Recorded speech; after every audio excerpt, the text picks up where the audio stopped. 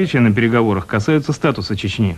По мнению Аркадия Вольского, стороны близки к компромиссной формулировке, согласно которой предполагается сначала провести свободные политические выборы в республике, а уж затем вернуться к решению вопроса о статусе Чечни. Вариантов много. Парламентская республика, президентская республика, согласие сил находящихся. Здесь очень сложные, тяжелые переговоры.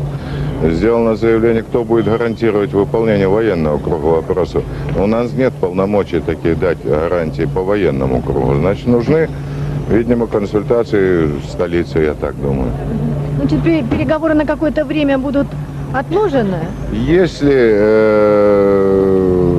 сегодня не будет подписано кардинальных таких решений, которые бы устраивали обе стороны, то возможно короткий перерыв на консультации, очень короткий. Позиция Усмана Имаева сегодня, видимо, была скорректирована и митингом, который проходил недалеко от здания миссии ОБСЕ. Мы видим, что город Грозный буквально 3 кольцами окружили, бронетехникой буквально хватает женщин и детей, которые хотят пройти с одной только целью – передать вот эту маленькую записку. Фамилия, имя, отчество, где, при каких обстоятельствах пропал. В то время, как в зале шел поиск компромиссов, на улице бушевал несанкционированный митинг. Участвовало несколько сотен человек. Они пытались прорваться через кордоны милиции к зданию, где велись переговоры, вели себя достаточно агрессивно, выкрикивали антироссийские лозунги. Толпа была остановлена несколькими предупредительными выстрелами вверх. И тем не менее, российская правительственная делегация получила указание премьер-министра Черномырдина не уезжать с переговоров из Грозного вплоть до особого распоряжения.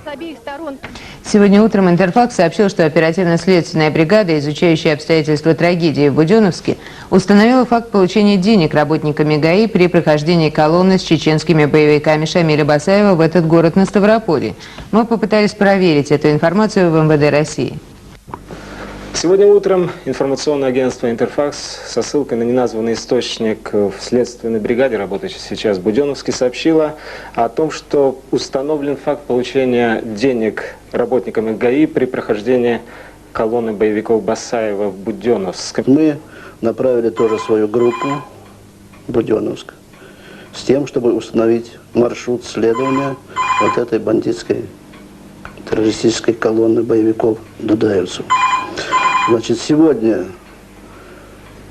нам неизвестен факт получения взятки, потому что я буквально только разговаривал с руководителем нашей группы, начальником отдела розыска Дмитрием Витальевичем Чечуевым.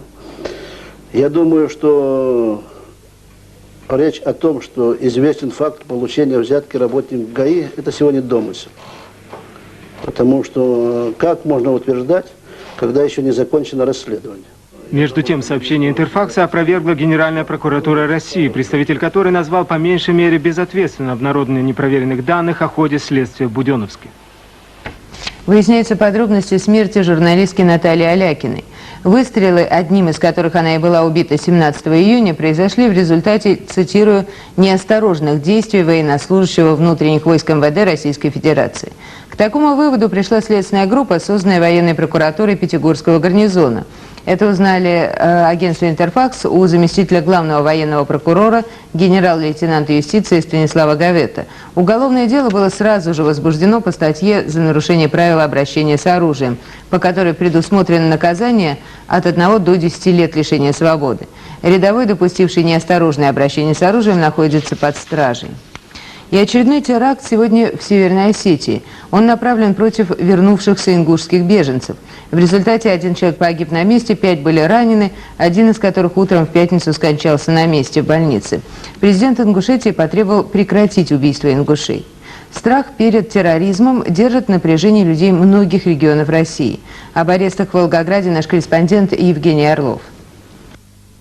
В связи со сложившейся обстановкой в Волгоградской области введен особый режим безопасности. Перекрыты все основные автомагистрали. Взяты под охрану более 300 наиболее важных объектов. Главным среди них является плотина Волжской гидроэлектростанции. Круглосуточное дежурство здесь ведут военные милиции.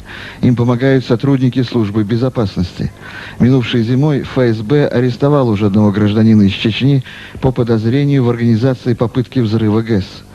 Осматриваются не только автомобили, но контролируется также и движение всех поездов. У города Калача находится мост, по которому движется поток транспорта с южных регионов России на север, Урал и Сибирь. Здесь вместе с военными и милицией охрану моста ведут подразделения казаков. В составе добровольной народной дружины, в которой и казачьи, и караулы в Калачевском районе, у нас 70 человек задействованы в оперативной обстановке. Предпринятые жесткие меры дали свои результаты. Только за последние дни в области было задержано 65 подозрительных пассажиров. Лично я убежден, что это была попытка дудаевских сил проверить один из способов эвакуации своих боевиков на территорию России. Не исключено, что таким же образом до событий в Буденновске была переправлена в центральные районы России и часть оружия. В таком случае было бы не грех еще и найти такое оружие. В усилении охраны объектов Москвы сейчас задействовано 12 тысяч военнослужащих вооруженных сил. Такое ощущение, что Москва превратилась в прифронтовой город. Сегодня проехать кольцевую, словно пересечь границу. Проверяют почти все машины, особенно крытые. Рядом с милицией и таможенники, на случай, если автомобиль из-за рубежа. А где он, этот рубеж, теперь непонятно. К подобным мерам правительство столицы подтолкнули буденновские события. И фраза о том, что у страха глаза велики, пожалуй, здесь неуместна. Для чего, казалось бы, рядовому жителю Зеленограда Волкову превращать свою квартиру в склад оружия и боеприпасов? Это не преувеличение. Даже у сотрудников уголовного розыска 6-го отдела ГУВД, которые и обнаружили склад, по их словам, начался нервный тик. Десятки автоматов, пистолеты, снайперские винтовки, гранаты, взрывчатка, тысячи патронов различного калибра. Сейчас, конечно же, идет следствие, но ясно, что смертельный ручей уже давно протянулся к Москве. И сегодня обрубить его не так-то просто. Например, все равно, что закрыть, скажем, Курский вокзал. А именно он и является сегодня главными вратами, принимающими граждан с Кавказа. После событий в Буденновске усилили наряды милиции. Плюс ко всему работают совместно с нами работники вооруженных сил. Каждый поезд, который прибывает с региона, с Кавказа, обрабатывается снарядом милиции. Лица, которые представляют определенный интерес, проверяем, досмотр вещей проводим. Усиленные наряды милиции, почти ежедневные облавы ОМОНа дают поверхностные результаты. Перевозчики оружия – люди не глупые, и свой товар нередко сбрасывают, не доезжая столицы, в условленных местах, там, где поезда идут с малой скоростью. Дорожный же контроль, как мы убедились, оставляет желать лучшего. Количество БТРов и солдат на въезде в столицу не говорит о ее защищенности. У милиции нет ни приборов, ни собак, реагирующих на взрывчатку или порох. Все это не означает, что Москву нужно окутать колючей проволокой. Россия здесь не начинается и не заканчивается. Но ясно, что тех дополнительных мер по обеспечению безопасности, предпринимаемых сегодня ГУВД Москвы, недостаточно.